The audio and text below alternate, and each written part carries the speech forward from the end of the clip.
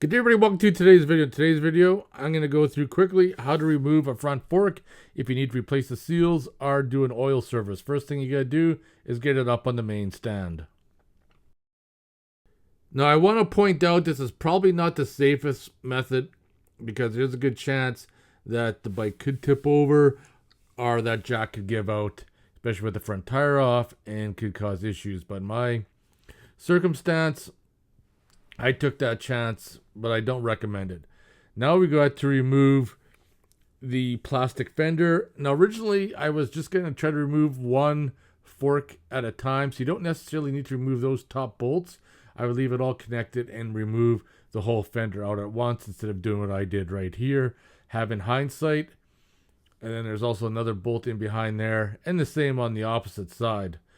Then you got all your hoses and that, you disconnect them away from the fender, and I'm using my impact gun to remove the ABS sensor and just gonna have that off to the side.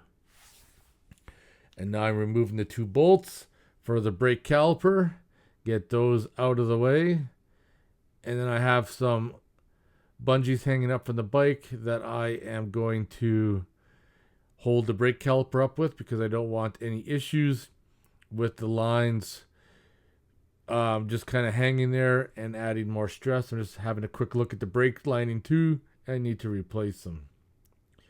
Now I'm just busting the bolts free at the front there. Those hold the axle in place. You don't need to remove them, but in this part of the video I was just taking everything out and putting them in a bucket. But you just need to loosen them in order to get the axle out.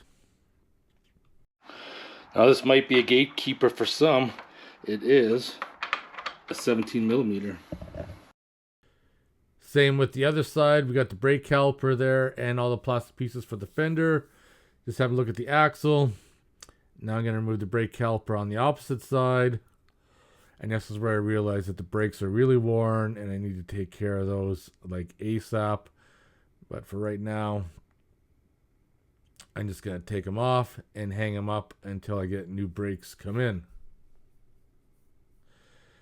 Now I'm using the impact to get that axle free. And I busted it free, but that axle is kind of stuck in there.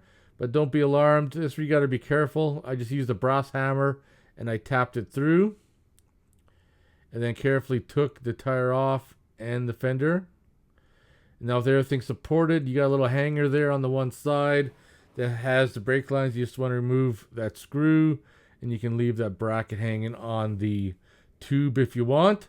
And then there's two screws up there that hold the fork in place. Those are your main ones. You got to loosen those off. It's kind of tight in there, so not really any kind of B-roll. So I'm just going out here and using like a little extension, which makes it easier. Hold the bike, like I said before. Not the greatest setup as far as the stand goes, but it's working for me. Because you don't want the bike to come down forward. Because then it might tip over on you and damage the bike and do other things. So I got those free, and then I'm double checking the looseness on that cap up top so I can get that loosened up before I take the tube out. And then there's one more bolt right there. You gotta loosen that one off, and that's the only thing that's holding that tube in place are those three bolts. Then once that one's loosened up, you'll be able to get the tube out. So I'm just busting it free a little bit. And you may have to use a rubber mallet and kind of tap down on the tube just to get it to move. And then it'll just drop right out. It's pretty easy. It'll take a couple hours, but I hope you guys enjoyed the video. If you have any questions or comments, post them below. And please check out my playlist for more Triump videos. Take care, everybody.